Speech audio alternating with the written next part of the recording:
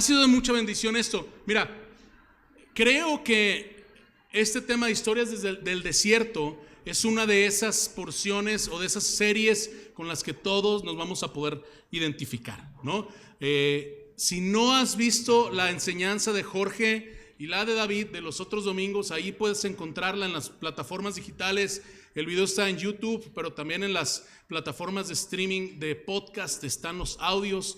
Te invito por favor a que vayas ahí y que refresques las enseñanzas de mis hermanos que nos han servido súper bien, ¿sí? La primera enseñanza de Jorge, de manera increíble, creo, y digo, tengo que decir que un par de amigos me hablaron y me dijeron, oye, qué buena predicación del George, y que no sé qué, y pues sí me sentí un poco celoso, ¿no? Porque uno también le echa ganas y nomás nunca me le dicen nada, no se crean, pero muy buena enseñanza. Algo que me gustó mucho que Jorge dijo fue, vamos a recordar algunos principios de las enseñanzas, tanto de Jorge como de David durante esta enseñanza, pero una frase que me gustó mucho de George fue que dijo, el desierto se cruza con la boca seca y arena en los zapatos.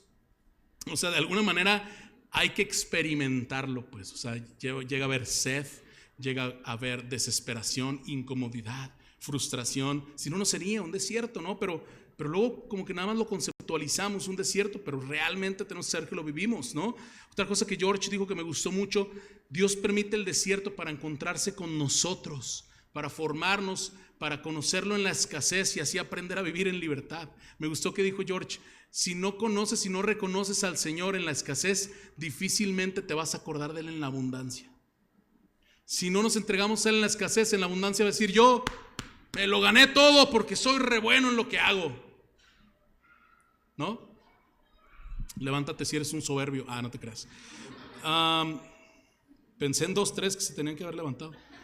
David también, cómo nos bendijo tanto, ¿no? Recordándonos que Jesús es el pan de vida, que no seamos migajeros espirituales. Eso me encantó, ¿no? Que David dice, aquí no aplica lo de migaja en migaja se hace el pan o algo así, se me hizo buenísimo. Es Jesús, el pan de vida que sacia todo nuestro ser.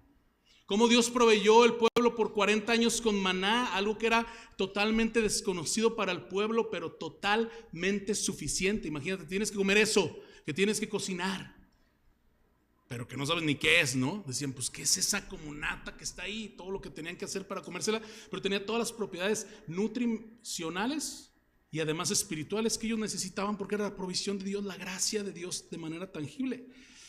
Y hoy vamos a estudiar Números 11, familia. ¿Sabe? Quiero invitarte a que vayas a Números 11. Si traes una Biblia física, qué padre, porque la verdad, mis respetos. Si traes digital, está bien, solamente que vayas allá, que va a estar en la pantalla. Y quiero que vean el título y lean el título de mi enseñanza hoy. ¿Qué dice ahí? Fíjense bien, cuando yo estaba chiquito, mi mamá, que le mando saludos, que está ahí conectada, creo. De repente llegó un momento en el que pues como que uno tiene más conciencia que no nomás es comer, ¿no? Sino que empiezas a desarrollar tu propio paladar y tus gustos, ¿no? Entonces, yo me acuerdo que una vez, y es una historia famosa en la familia, que le dije, ma, diario nos das lo mismo. Y una cosa bien tonta que dije, la verdad, le dije, ¿por qué no le metes más colorcito a la comida o algo así para que se vea diferente y no se vea como lo mismo diario, ¿no?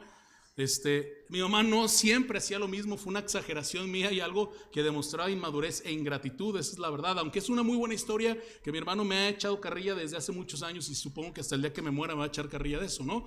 Pero pasa mucho, ¿no te fijas cuando estamos en el desierto, siempre de repente decimos, ay, diario lo mismo? Y olvidamos, por ejemplo en ese caso con los niños, que diario se quejan de lo mismo y que no fuera McDonald's diario porque estarían contentos, ¿verdad? Pero luego olvidamos que nos quejamos de que diario lo mismo, pero no agradecemos que hay alguien que nos cocina y que hay comida. Vas a las reuniones familiares y dices, diario lo mismo con estos cuates, hablan de esto y se pelean, diario lo mismo, pero no agradeces que bueno, por lo menos tengo hermanos, ¿no? O por lo menos tengo amigos, ¿no? Constantemente el diario lo mismo implica de alguna manera que estamos olvidando, cambiando o perdiendo de perspectiva lo que sí es bueno que recibimos, ¿sí? Y hay algo que quiero que te quede bien claro el día de hoy. El corazón humano tiende a acostumbrarse a la gracia de Dios. Tiende a acostumbrarse. Ahora, no lo digo como, entonces, ¿qué onda? Como que podemos perder la gracia de Dios. No digo que tengas lo contrario como miedo e incertidumbre, pero digo que no nos acostumbremos de mala manera, como algo que pasamos ya por alto porque siempre está ahí.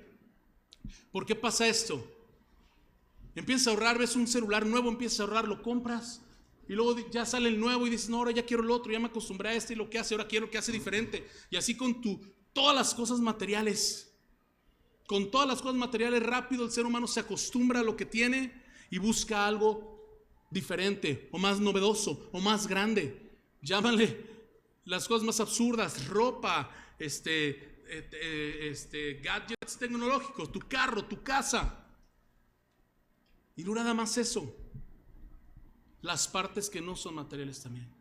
Siempre estamos, de repente nos aburrimos de que, no, ya, estaba orando, decía David el otro día, ¿no? Estaba orando por este trabajo, ya lo tuve, ya me cansó, no, ahora ya quiero el otro. Estaba orando por amigos, ya los tengo, ya me aburrieron, ¿no? Constantemente el ser humano se acostumbra a los regalos, a la gracia recibida y en este caso a la gracia de Dios y termina olvidando las bendiciones y precisamente que la gracia es preciosa y que el Señor nos las da por su bondad y su amor.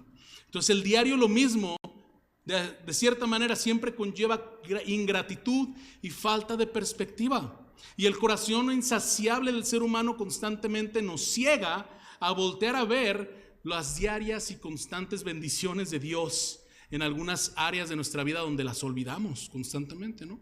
Y terminamos aburriéndonos. Ay, sí, Dios, qué bueno, sí, gracias. Y este es el caso que vemos con el pueblo de Israel en esta porción de la escritura. Así que si me acompañan, me gustaría que leyéramos, vamos a leer 15 versículos, luego vamos a orar y luego vamos a estructurar algunas ideas. Esta vez no vamos a ir necesariamente, como siempre, verso a versículo, pero vamos a estar estudiando de manera expositiva la escritura. Así que vamos a leer ahí Números 11, voy a utilizar la Nueva Biblia de las Américas, ¿ok? Dice así: el pueblo comenzó a quejarse en la adversidad a oídos del Señor, y cuando el Señor lo oyó, se encendió su ira, y el fuego del Señor ardió entre ellos y consumió un extremo del campamento. Entonces el pueblo clamó a Moisés, y Moisés oró al Señor, y el fuego se apagó. Y se le dio a aquel lugar el nombre de Tabera, porque el fuego del Señor había ardido entre ellos. 4. El populacho que estaba entre ellos tenía un deseo insaciable, y también los israelitas volvieron a llorar y dijeron: ¿quién nos dará carne para comer? Nos acordamos del pescado que nos comíamos gratis en Egipto, de los pepinos, de los melones, los puerros, las cebollas y los ajos, pero ahora no tenemos apetito. Fíjense estos cuates, dicen: no hay para nuestros ojos excepto este maná. Perdón, nada hay para nuestros ojos excepto este maná. Este maná es todo lo que tenemos, básicamente. 7. Y el maná era como una semilla de cilantro y su aspecto como el del bedelio. El pueblo iba, lo recogía y lo molía. Fíjense la receta, por si alguien de ustedes es influencer de esos de recetas y de comida. El maná era como una semilla de cilantro y su aspecto como el del bedelio. El pueblo iba, lo recogía y lo molía entre dos piedras de molino y lo machacaba en el mortero y lo hervía en el caldero y hacía tortas con él, y tenían el sabor de tortas cocidas con aceite. Cuando el rocío caía en el campamento por la noche, con él caía el maná. Y Moisés oyó llorar al pueblo por sus familias. Este pueblo que se estaba quejando de que nada más tenían maná, que querían carne. Y Moisés oyó llorar al pueblo por sus familias. Otra vez los oyó llorar, cada uno a la puerta de su tienda, y la ira del Señor se encendió en gran manera, y a Moisés no le agradó. Entonces Moisés dijo al Señor: ¿por qué has tratado tan mal a tu siervo? ¿Y por qué no he hallado gracia ante tus ojos para que hayas puesto la carga de todo este pueblo sobre mí? ¿Acaso concebí yo a todo este pueblo? ¿Fui yo quien le dio a luz para que me dijeras: Llévalo en tu seno como la nodriza lleva al niño de pecho, a la tierra que yo juré a sus padres, dice Moisés. ¿De dónde he de conseguir carne para dar a todo este pueblo? Porque claman a mí diciendo, danos carne para que comamos. Yo solo no puedo llevar a todo este pueblo, porque es mucha carga para mí. ¿Y así me vas a tratar? Fíjense lo que Moisés le dice a Dios aquí. Te ruego que me mates si he hallado gracia ante tus ojos y no me permitas ver mi desventura. Vamos a orar, ¿sale? Padre, muchas gracias, Dios, por tu palabra. Gracias por esta porción de la Escritura el día de hoy. Nos sometemos a la autoridad de la misma diciendo, Padre, háblanos. Y tu Espíritu Santo en nuestro corazón transforme estas verdades, Dios, en principios que podamos aplicar, Señor. Que el día de hoy podamos salir animados en nuestro corazón a través del desierto, poder conocerte a ti de una mejor manera, poder entender algunos peligros en el desierto, Señor, pero poder recargarnos en la esperanza que tenemos en ti, que aunque nunca nos graduamos del desierto, como decíamos anteriormente, lo que sabemos es que tú nunca nos abandonas en el mismo. Tú siempre nos enseñas. Padre, gracias por esta porción de la Escritura y úsame para que el día de hoy entendamos y aprendamos cosas nuevas. En el nombre de Jesús, amén. Lo primero que quiero decir es que cuando hablamos de Maná no hablamos de la banda más grande que ha habido en el rock en español. ¿Sale? Tenía que decirlo, nada más. Ahora continuamos. El contexto general de esta porción de la Escritura, ¿ok? Por acá tenía Israel más o menos un año que había salido de Egipto. Había estado durante un tiempo en el monte Sinaí. Durante este año que estuvo en el monte Sinaí, Dios les dio la ley, les dio indicaciones acerca del tabernáculo, acerca del campamento, cómo organizarlo, del sacerdocio. Es decir, Dios durante este tiempo, después de sacarlos de Egipto de la esclavitud, puso orden entre su pueblo, ¿no? Todo esto lo pueden leer desde el Éxodo, Levítico y una parte de Números. Y luego nos encontramos acá, ¿no? Que estaban ya saliendo de ese campamento del monte Sinaí en busca de la tierra prometida, ¿ok? Y se preparaban para ir hacia allá, hacia Canaán. Y cabe mencionar, una cosa que es importante mencionar es que cuando el Señor los saca de Egipto, a los 3 días, el pueblo ya se estaba quejando que no tenía agua. O sea, los sacó de la esclavitud, de la opresión de Egipto, y a los 3 días ya se estaban quejando de que no tenían agua. Pasa un año después de lo que les platico, y ahora van del monte Sinaí hacia Canaán, y van 3 días según Números más o menos, y ahora se quejan de que no tenían carne. ¿Ok? So, hay un patrón de conducta muy curioso con el pueblo. Ahora, el pueblo eran seres humanos como tú y como yo. Entonces tenemos que tener cuidado tampoco de decir, ay, el pueblo de Israel, vaya ingratos, ¿no? No sabemos, hay que ver nuestro propio corazón. Israel hasta entonces había visto, fíjense estas cosas, había visto las plagas en Egipto, la apertura del Mar Rojo, el ejército egipcio siendo destruido, la presencia del Señor, el maná diario, agua de la roca, la nube y el fuego guiándolos. Dios con ellos. Ninguna otra nación ha experimentado, yo creo, tantas cosas tan visibles y milagros así. Y aún así, para el pueblo no le era suficiente para confiar en Dios y descansar en su providencia. No era suficiente. Otra vez estaban quejando 3 días después. Señor, no tenemos carne. Ahora hay algunos detalles de esto que está pasando en este proceso que creo que tenemos que aplicar hacia nosotros mientras hablamos de nuestras historias en el desierto. Lo que Dios nos enseña a través de estas historias del pueblo en el desierto. Primero tenemos sed, ahora tenemos hambre. Que el maná les saciaba, pero tenían hambre de otra cosa. Ahí no habla de la necesidad física, sino de una actitud, de una postura de corazón, ¿sale? Ahora quiero abordar esta enseñanza para irnos ya a los versículos. Podemos correr el timer, Fer, porfa. Quiero abordar esta enseñanza a través de contestar cuáles son los peligros del desierto, o al menos algunos. ¿Cuáles son algunos peligros en el desierto? ¿Sale?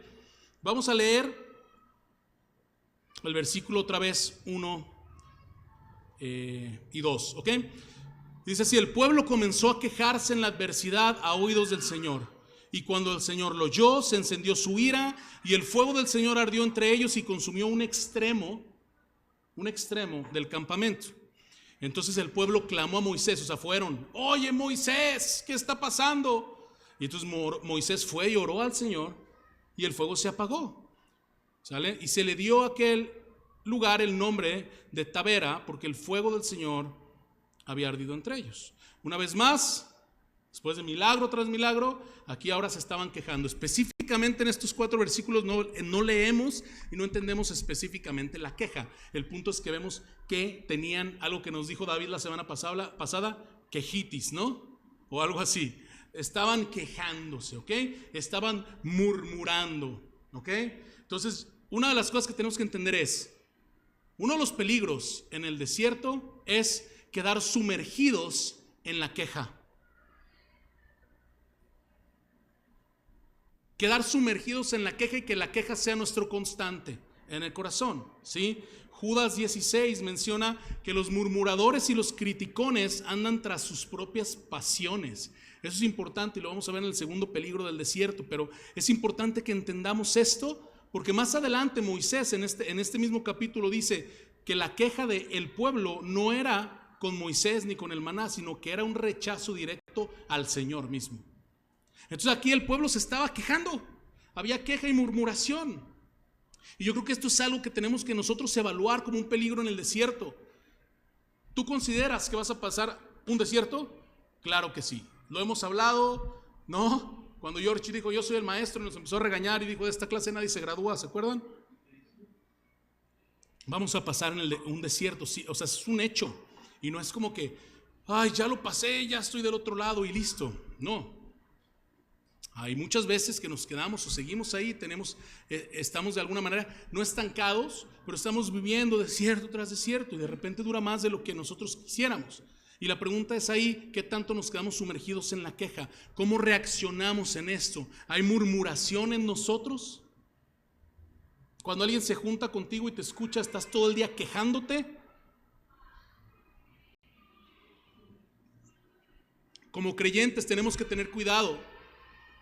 No sea que en el desierto estemos quejándonos de más, haciendo parecer primero a nuestro corazón y segundo a los que nos escuchan, que hemos despreciado el amor y la dádiva de Dios. El pueblo de Dios, ahí en ese momento los israelitas habían visto milagro tras milagro, ya tenían un año fuera, ya habían visto cosas suceder, el Señor ya les había respondido.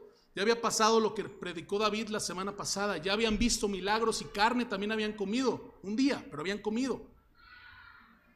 Había habido agua de manera milagrosa. Y aún así se estaban quejando, ¿no? Y las quejas estaban contaminando ahí el campamento. Entonces tenemos que tener cuidado con eso. Un creyente que aprecia la misericordia de Dios debe de tener menos murmuración y queja a través del desierto y más gratitud. Otra vez, el corazón humano tiende a acostumbrarse a la gracia de Dios.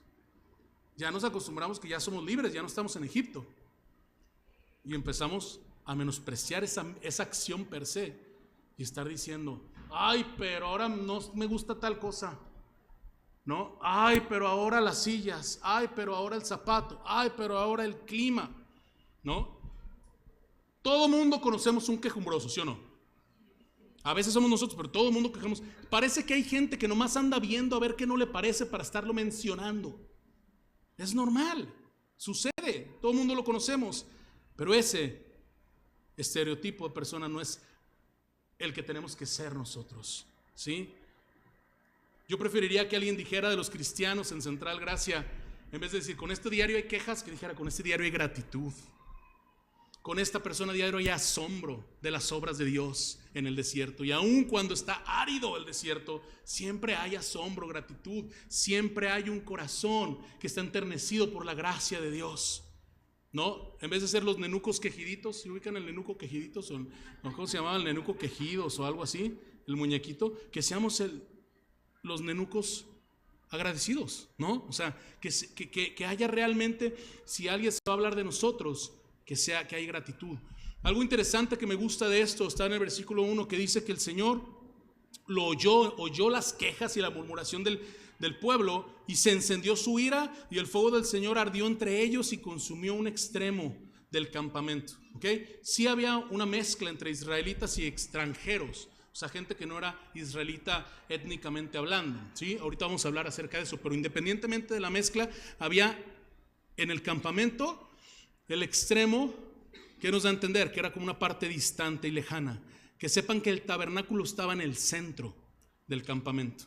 Entonces no dice la palabra que el Señor quemó en el centro o que quemó las inmediaciones del tabernáculo, sino que se quemó un extremo. Y yo la verdad me puse a pensar si no será que entre más distante en el tabernáculo estaba la presencia de Dios. ¿Sale? ¿No será que entre más distantes y más al extremo estamos del Señor, más fácil es que empecemos a quejarnos de todo y murmurar de todo? Cada queja que haces de tu vida y de lo que te sucede prácticamente es una queja hacia lo que Dios te está proveyendo, ¿no? O por un lado te estás quejando por las decisiones que tú has tomado. Ay, es que mi esposo no es cari. Bueno, tú decidiste casarte con él sabiendo que era así, ¿no? Es que mi esposa no hace esto. Bueno, tú decidiste casarte con ella, ¿ok? Otra vez, como siempre decimos, no condonamos abuso ni violencia de ningún tipo. No estamos diciendo que aguantes cualquier cosa, no estoy yéndome por ahí. Lo único que estoy diciendo es, podemos estarnos quejando a veces de nuestras decisiones, pero si nos estamos quejando de cómo nos va en la vida, que entendamos que del Señor es de donde recibimos. Entonces, si constantemente te estás quejando, ¿no será que constantemente pareciera que no es suficiente lo que Dios te está dando?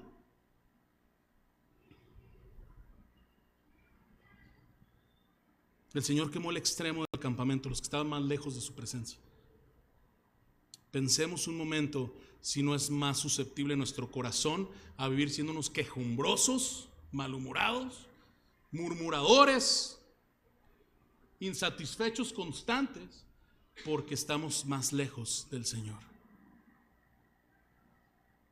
Dice Isaías 53 proféticamente que Cristo fue maltratado y humillado y nunca se quejó. Familia, tenemos un mejor ejemplo que la queja. A través del desierto, algo que George nos dijo fue que el problema no es lo que, y esto me encantó, felicidades George. Ya, esta es la última, que también está escuchando. Ya, esta fue la última. Dice George que el problema no es lo que nos falta en las manos, sino lo que nos sobra en el corazón. No es que nos falta, ay, es que me hace falta tal cosa. No, a lo mejor te sobra en el corazón codicia o orgullo o soberbia, ¿no? Cristo fue maltratado, humillado y nunca se quejó. Podemos exponer con queja nuestra falta de perspectiva. Podemos exponer que nos hemos aburrido de la gracia recibida diaria, quejarnos y quejarnos y quejarnos. O podemos seguir el ejemplo de Jesús, que fue maltratado, humillado, pero no se quejó, ¿sí? Viviendo las temporadas de vida que estamos viviendo. Ahora, nada más quiero hacer un disclaimer, ¿no? Una aclaración. Hay de quejas a quejas, ¿ok? Una cosa es murmuración y un corazón ingrato, como el del pueblo, y otra cosa es decir, uy, qué día tan pesado, ¿ok? No toda expresión de dificultad es un pecado o es pecaminosa.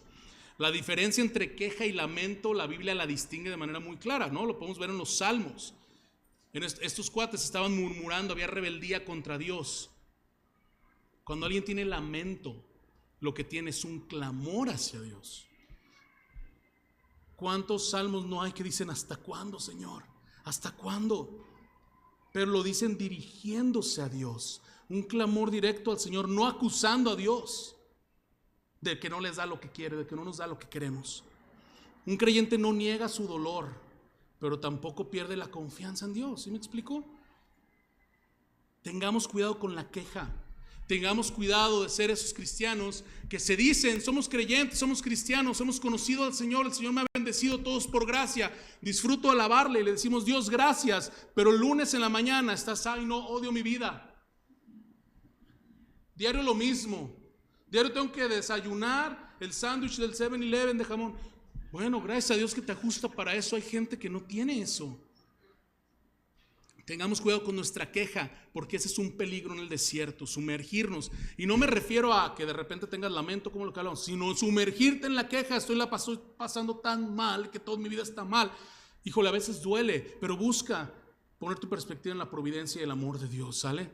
Segundo, peligro en el desierto. Extrañar la vida sin Dios. Fíjense lo que dice el versículo 4 al 6. el populacho, es decir, había algunos que no eran israelitas, ¿no? Pero algunos que estaban ahí, que a lo mejor étnicamente no se les estaba, o no había la expectativa de que siguieran la ley del Señor, que conocieran de Dios, pero que estaba entre ellos, pero además también los israelitas, ¿ok? El populacho que estaba entre ellos, otras versiones dicen los extranjeros, había extranjeros, tenían un deseo insaciable. Di conmigo, deseo insaciable. Y también los israelitas, ¿ok? Ahí, eso no lo digo.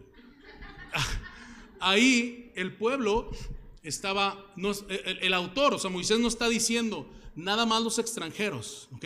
Está diciendo tanto extranjeros como israelitas, ambos que estaban y habían experimentado de las bendiciones del Señor anteriormente en este tiempo en el desierto, ambos volvieron a llorar. Yo me imagino como Moisés diciendo, ¿qué crees? Ahí andan chillando otra vez, ¿no? O sea, con una expresión así que volvieron a llorar estos cuates. Y dijeron, ¿quién nos dará carne para comer? Ahora, es importante que esta porción es diferente a la primera. La primera hablamos de que había quejas y murmuraciones. Aquí vemos más elaborada esa queja y esa murmuración. Y no solamente con una demanda específica que era la carne, pero también con la premisa de que venían de esos deseos insaciables, es decir, de codicia. O sea, no era un asunto de que es que el maná no me satisface del hambre, me duele, ir aquí, tiéntame, me duele. No era eso, era que querían otra cosa. Porque el maná satisfacía las necesidades físicas que ellos tenían en cuestión de alimentación. ¿Sí? Ahí va. ¿Quién nos dará carne para comer? 5. Nos acordamos del pescado que comíamos gratis en Egipto, de los pepinos y los melones, los puerros, las cebollas y los ajos.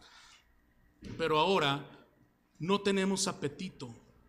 Nada hay para nuestros ojos excepto este maná. Básicamente estos cuates diciendo, ay no, ya me aburrió el maná, la verdad no hay nada, o sea, no puedo ver nada más que esto. O sea, ya ni hambre me da, ya ni se me antoja, ¿no? Qué aburrido. Diario lo mismo, ya su corazón acostumbrado a la gracia de Dios, demandando carne, porque los señores querían comer otra cosa diferente. Señor, como diciendo, tú me debes a mí, ya gracias por el maná, qué rico, gracias por tu bendición, me das carnita porque ya me aburrió lo que me das. Imagínense esa actitud tan ingrata, en serio, y todavía encima esta declaración que a mí me parece no nada más sorprendente, me parece una verdadera grosería, pero también algo bien fácil que nos pase a nosotros. Dicen, nos acordamos del pescado que comíamos gratis en Egipto, de los pepinos, los melones, los puerros, las cebollas y los ajos, es decir, del buffet que teníamos allá entre carne y verduras y todo lo rico y delicioso. Y gratis.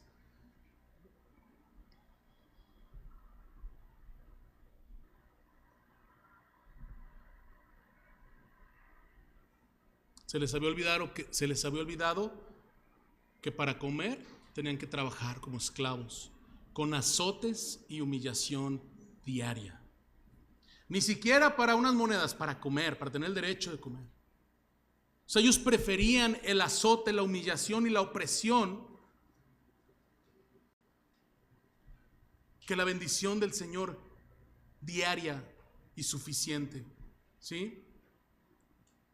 La semana pasada David nos compartió cómo el maná primero fue desconocido, pero luego se convirtió en la provisión completa que el pueblo necesitaba. O sea, esto, como dije hace ratito, no nada más era nutrición, era también gracia diaria. El pan de la misericordia de Dios, ¿sí? Y esto nos apunta directamente a Cristo, ¿no? ¿Qué dijo Jesús? Yo soy el pan de vida. Lo hablamos la semana pasada y aquí el pueblo está diciendo, Moisés, está bien de ese pan de gracia, pero ya nos cansamos. Estaba más chido el pescado en Egipto. Y si me regreso y que me vuelvan a encadenar, ¿no? Y qué fácil, familia, es voltear hacia atrás cuando estamos en el desierto. Voltear hacia donde creemos que estaban las cosas que deseamos, aunque Dios no esté ahí. En serio, en el desierto uno de los peligros más grandes es voltear a ver aún donde no está Dios y verlo como más atractivo.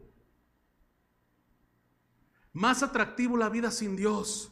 Sí, pues sí, sí soy salvo, sí he creído en Jesús, pero ay, la verdad extraño las borracheras, ay, la verdad extraño esta fiesta, ay, la verdad extraño las mujeres, ay, la verdad extraño los hombres, ay, la verdad extraño mi vida antes. Híjole, ahora ya gano mi dinero honrado, pero extraño cuando antes no tan honradamente, pero tenía más lana. Y empiezas a acordarte y acordarte y acordarte de otras cosas en lugar de apreciar la misericordia dispensada diaria del Señor y que ya te sacó de eso. Pablo le dice a los romanos en Romanos 6, fíjense bien, dice, voy a leer dos partes de Romanos 6. ¿Sí? Sabemos esto, que nuestro viejo hombre fue crucificado con Cristo para que nuestro cuerpo de pecado fuera destruido. Para que nuestro cuerpo de pecado fuera destruido. A fin de que ya no seamos esclavos del pecado. Di conmigo, esclavos del pecado. Porque el que ha muerto ha sido libertado del pecado.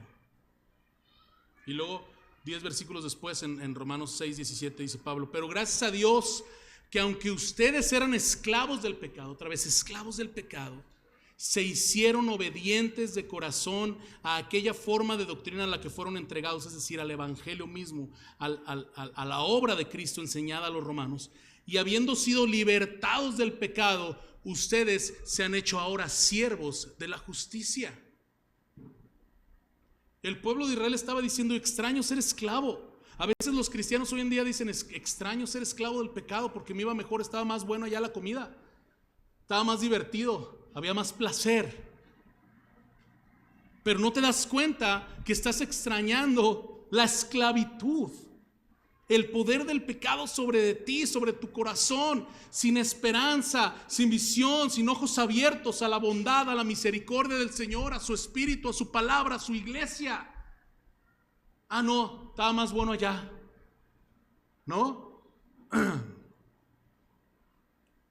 Hay un dicho que dicen todos los, como que el jardín de al lado se ve más verde, ¿no? Siempre. Estamos como cristianos aquí diciendo que recibimos y apreciamos la gracia de Dios, pero siempre volteando a la vida sin Dios, tentados de decir, ay, está más chido eso. Y en el desierto culpamos al Señor porque no nos va como queremos. Y nuestro corazón cae en la trampa de creer que nos iría mejor si no viniéramos a la iglesia, que nos iría mejor si pudiéramos hacer otra cosa diferente a la que hacemos aquí, que si nos iría mejor si no estuviéramos pensando en que si Dios o si Dios nos da, que flojera estarle orando al Señor, de todos modos no me pasa lo que a mí me gusta que me pase. Pero todo es una métrica de comparación con una vida sin Dios.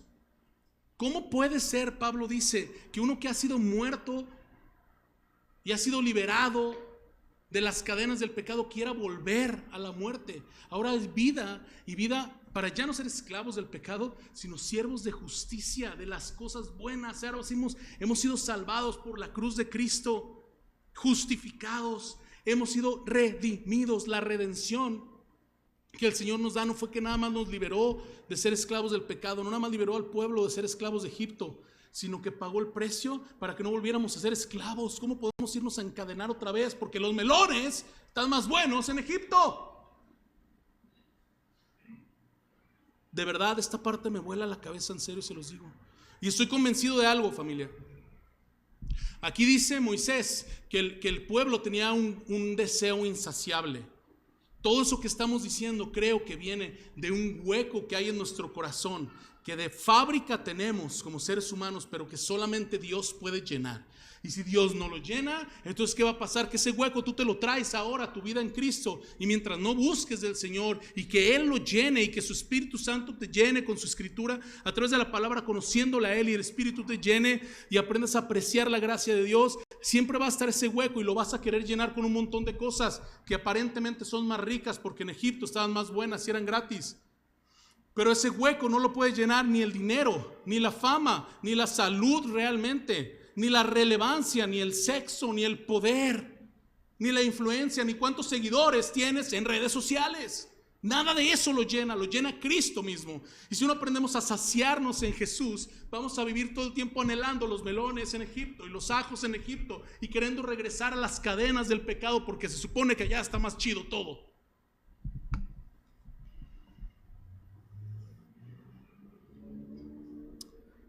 Ya no sé si quiero predicar, no se crean. Oremos y nos vamos. Oigan, en la receta del maná, vemos que el maná era algo bueno, constante, sabroso, ¿no? Ya hablamos de estos versículos en donde el pueblo quiere regresar tontamente a Egipto, a esclavizarse, ¿sí? El asunto es que el maná, así como nos ven y nos dan la receta, esto era realmente, era constante, sabroso, suficiente. Dios les estaba dando exactamente lo que necesitamos. Vemos porciones específicas. Cuando Dios es ordenado de esa manera, ves que hay porciones específicas. No lo vimos la otra vez con el tema del maná, que agarraban, David nos enseñaba que agarraban de más. Y de todos modos, cuando llegaban y lo cocinaban, era la porción que el Señor les había dicho que agarraran. El Señor es ordenado en eso porque nos da lo que necesitamos, ¿ok? Sin embargo, el problema que nos presentan este texto aquí en estos versículos es la codicia, ese deseo insaciable. Ese deseo insaciable que nos lleva a romantizar nuestro pasado antes de que el Señor nos rescatara. O, si has sido cristiano toda la vida, te lleva a romantizar la vida sin Dios. Los placeres del mundo y lo que el mundo ofrece. No, allá estaba mejor. Otra vez, el corazón humano tiende a acostumbrarse a la gracia de Dios recibida tanto que se nos empieza a hacer atractivo lo otro. ¿Cómo puede ser que alguien que ha recibido el regalo más grande que ha habido, que es que Cristo haya ido en la cruz para que tu eternidad y tu presente también sean llevados a los pies de Jesús? Él tome el señorío de tu vida, tus decisiones, tu carácter, tu futuro, tu identidad, todo lo que hemos recibido al creer el Evangelio. ¿Cómo alguien puede decir, no, está más padre sacrificar todos mis valores por estos placeres terrenales? ¿Cómo puede ser? Por eso a mí me revientan los sesos de pensar cómo el pueblo de Israel, después de haber salido de opresión de Egipto, haber visto los milagros, o sea, que se parta el mar no es cualquier cosa, ¿verdad?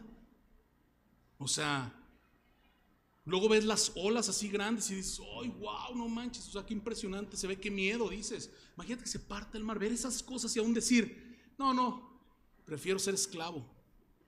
Eso habla de que verdaderamente los deseos que hay en nuestro corazón, insaciables, son más peligrosos que cualquier otra cosa ahí en el desierto. El desierto va a demostrar lo que hay en tu corazón. Lo hemos hablado en las 3 enseñanzas. Si en tu corazón hay insatisfacción, raramente, pero hay insatisfacción por lo que Dios ha hecho en tu vida, va a salir. O sea, va a salir el cobre en el desierto. Ahora, quiero decir algo importante, ¿eh? No sacamos el cobre en nuestra fe nada más en las temporadas malas. En las temporadas buenas también. Como decíamos al principio, ¿no? Cuando no aprendemos en las temporadas difíciles a darle el crédito al Señor, en las temporadas buenas difícilmente te vas a acordar de Él. Entonces también sale el cobre. Y ese hueco que había en tu corazón de codicia y demás, de esos deseos, dice la Escritura, de estos deseos insaciables, también se ven en ese momento. No nada más se ve un deseo insaciable en el ser humano cuando las cosas faltan, sino también cuando las cosas sobran. Porque luego ves cristianos con mucha opulencia que no son generosos, que no le dan crédito al Señor, que se nos olvida decir, Dios, gracias, esto es inmerecido totalmente. Olvidamos todo, olvidamos la humildad, el servicio, el amor a otro, lo olvidamos cuando nos va bien. Entonces ahí también dices, había un deseo insaciable en mí de obtener estas cosas, al grado que cuando las tengo, no me acuerdo del Señor.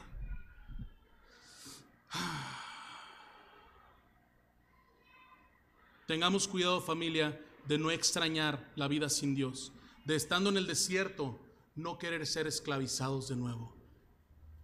Recordemos la gracia del Señor. Más adelante vamos a hablar de los contrapuntos a estos peligros, ¿verdad? Pero 3, otro peligro en el desierto: afectar a otros con nuestra ingratitud.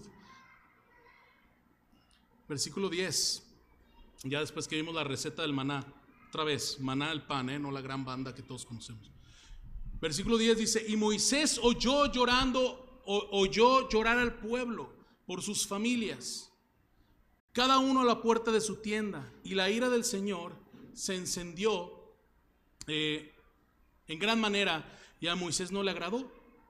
Y fíjense lo que Moisés fue y le dijo al Señor, cuando otra vez estos cuates fueron a llorarle a él, al líder.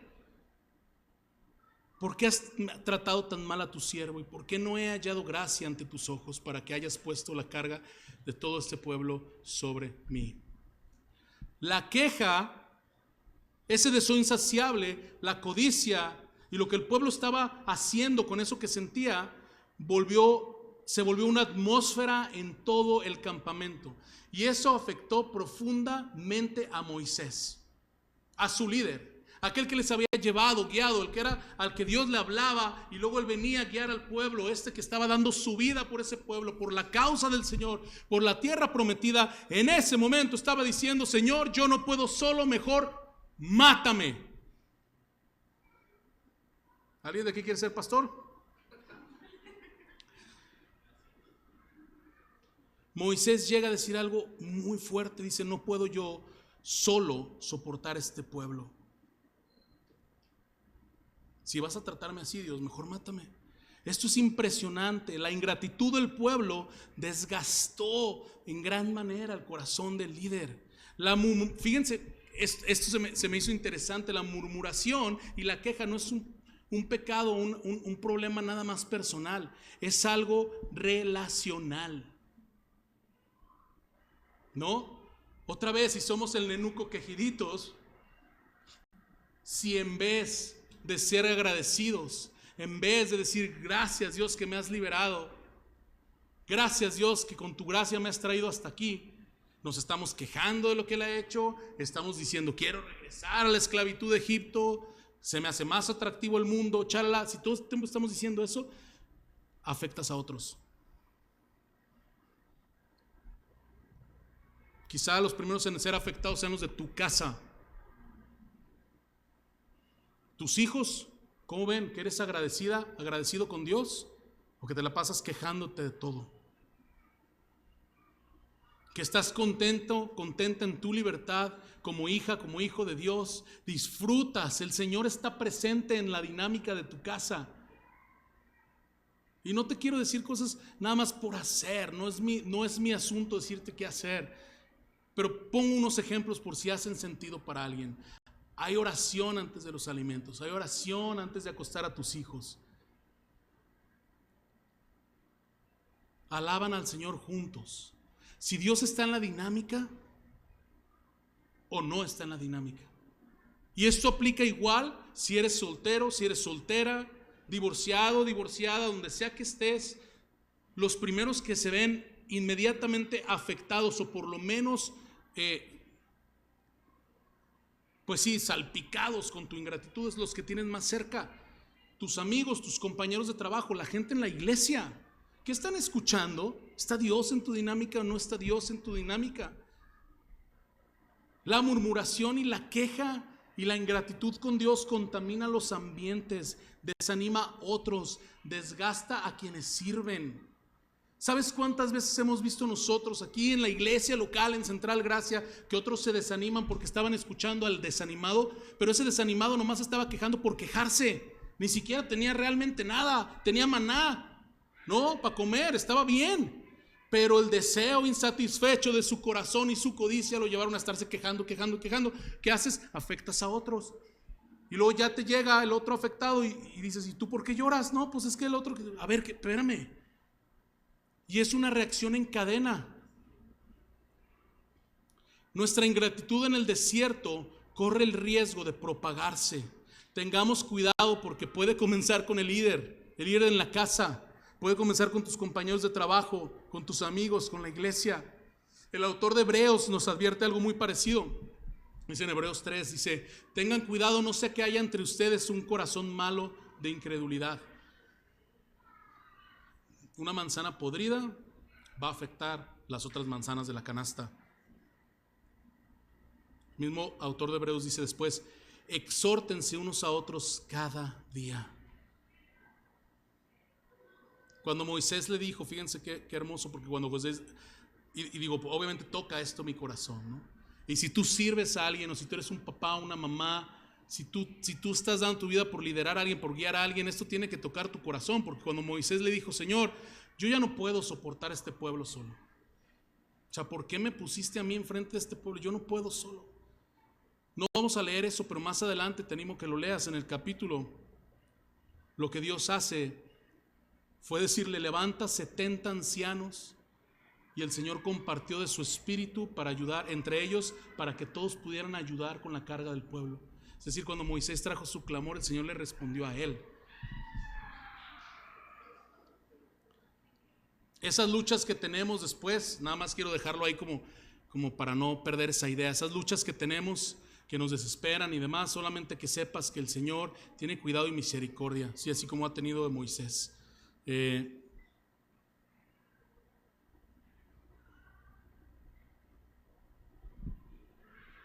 Considero que tenemos que tener cuidado con cómo estamos afectando a otros.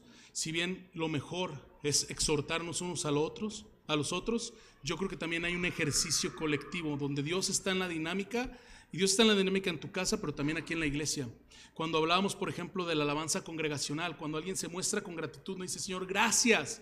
Gracias, hoy hubo 2 o 3 que participaron y a mí me bendice porque ves a otros decir: Señor, gracias por lo que estás haciendo en mi vida. Dios, gracias que podemos orar. Dios, gracias que oramos por nuestra ciudad. Dios, gracias porque oramos por tu fidelidad.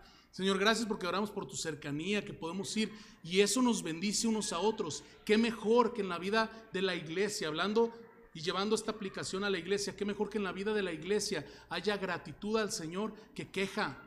Más alabanza congregacional, más gratitud, más corazones asombrados con la gracia de Dios y menos murmuración, ingratitud y queja. ¿Están conmigo? Desafortunadamente el pueblo afectó a su líder, y su líder fue y le dijo al Señor: ya no puedo más, quítame la vida mejor, ¿no? Pero está bien, porque a nosotros nos ha dado uno más grande que Moisés. Cristo sí pudo cargar al pueblo. Y no solo eso, sino que Cristo cargó nuestro pecado, nuestra queja, nuestra incredulidad en la cruz. Donde Israel falló en el desierto, Cristo fue fiel. Donde Israel murmuró y se sumergió en la queja, Cristo obedeció. Donde Israel rechazó el pan del cielo, qué aburrido ese maná, diario lo mismo, Cristo se convirtió en el verdadero pan de vida que nos sacia para la eternidad, todo el tiempo. Tengamos cuidado en el peligro del desierto de no afectar a otros con nuestra ingratitud, y mejor veamos a Cristo en medio de nuestros desiertos. Familia, dice, les quiero leer lo que dice Santiago. En Santiago 1 dice: amados y hermanos míos, no se engañen. Toda buena dádiva y todo don perfecto viene de lo alto, desciende del Padre de las luces, con el cual no hay cambio, ni sombra, ni variación. Las cosas buenas vienen del Señor. Si tú has creído en Cristo, si tú has rendido tu vida a Él, dale gracias a Dios, porque hay cosas buenas, buena dádiva viniendo a tu vida y a tu corazón. Y la primera es que no has sido el objeto de la ira de Dios para pagar tu pecado y tu rebeldía y tu egoísmo, sino que Cristo lo hizo, y hoy tú puedes acceder al Padre por gracia de manera directa. Pero si eso no fuera suficiente, que eso es lo más suficiente que tenemos, creo que es bueno no perder perspectiva y que nuestro corazón no se acostumbre a la gracia de Dios, y también que veas que tienes gente que te ama, sean tus familiares, sean tus amigos, sean gente que está ahí en tu vida, que probablemente, aunque tengas escasez, va a haber un plato de comida, que tienes techo, que tienes una iglesia. No nos aburramos de lo que es la gracia dispensada en nuestra vida día con día. Toda dádiva viene del cielo. Dios proveyó algo bueno inmediato para el pueblo en abundancia. Si tú continúas leyendo, te das cuenta que luego sí les dio carne. Dice la escritura que 90 centímetros, 3 codos, había de codornices tiradas. Y agarraban y seguía habiendo eso. El que menos agarró 2 toneladas. O sea, a mí me hubiera gustado estar en una historia similar, así de que agarra 2 toneladas de ribeye, ¿no? Para que lo tengas ahí congelado y demás. Y tú puedes ver lo que pasa, porque también en la respuesta a su oración sí hubo juicio de Dios, y comieron codornices tanto que hasta se les salía de la nariz, ¿sí? No sé si alguna vez te has vomitado y la vomitada te sale por la nariz. A ver, esto es un breaker para que ya no se me aburran con la predicación, porque el corazón humano se aburre de la gracia de Dios y en las predicaciones también. El punto es que el Señor les dio lo que necesitaban, les había dado lo que necesitaban, pero la queja siempre estuvo presente y Dios quería tratar el corazón del pueblo, aprender a saciarse en su gracia. Le dice Pablo, no, dice el Señor a Pablo, le dice, bástate en mi gracia porque mi poder se perfecciona en la debilidad. Ser salvos no nos salva del mal hábito de estarnos quejando, de ser ingratos, de querer regresar a nuestra esclavitud. No nos salva de eso. No te creas perfecto por ser cristianito o cristianita. Tengamos cuidado porque en el desierto hay peligros y esos peligros nos pueden orillar a tomar decisiones que no le traen la gloria a Dios. Cristo es la tierra prometida. En el desierto Él es nuestra esperanza, Él es nuestro pan de vida, Él es nuestra agua que sacia nuestra sed. ¿Qué podemos aprender del Señor? Que el Señor no nos deja en el desierto, que Él nos provee, que Él es bueno, que Él nos ha dado a Cristo y que estas historias del desierto las podemos traer hoy a nuestra vida, porque siempre vamos a tener desiertos, pero siempre podemos aprender cómo el Señor orilló a su pueblo a tener sed y a tener hambre para que aprendieran a depender de Él, ¿sí? Quiero concluir con 3 puntos de aplicación de esto que platicamos, ¿ok? En lugar de sumergirnos en la queja, trae tu corazón en oración. Hay una cosa que me encanta en los primeros versículos de Números 11, donde dice que el pueblo se estaba quejando. Dice que el pueblo se quejó. El pueblo se estaba quejando. Pero ¿saben qué dice también? Que Moisés escuchó al pueblo y fue a clamar a Dios. Y fue entonces cuando el fuego que estaba consumiendo el extremo del campamento se apagó.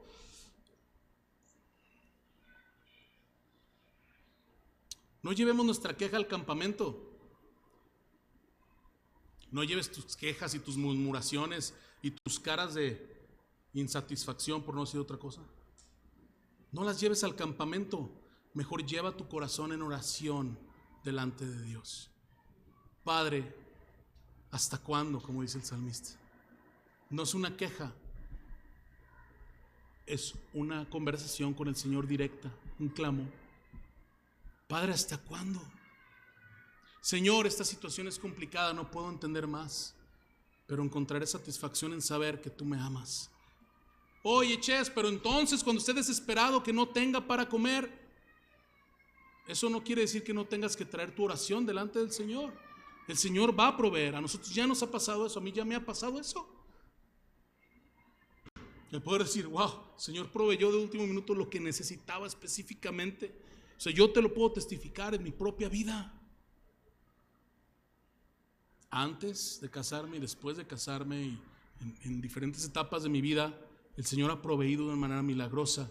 Pero en lugar de quejarse, que es la tentación número 1, el peligro en el desierto, creo que tenemos que pensar, hay que traer nuestro corazón en oración al Señor. En lugar de romantizar nuestro pasado, familia, recordemos la gracia recibida. Nada de que, ay, está más chida la vida sin Dios. Ay, qué buenos y qué ricos los ajos y la cebolla. Que aparte, ¿qué onda con el pueblo de Israel, no? Las cebollas y los ajos de Israel, de Egipto. Ok, digo, ok, pues, se nota que no tenían tortas ahogadas en ese tiempo, ¿verdad? Pero, de repente somos muy selectivos, ¿no? Se nos olvida la gracia recibida, se nos olvida el perdón de Dios, se nos olvida la familia que nos ha dado, la provisión que nos da, los amigos que nos da, su espíritu.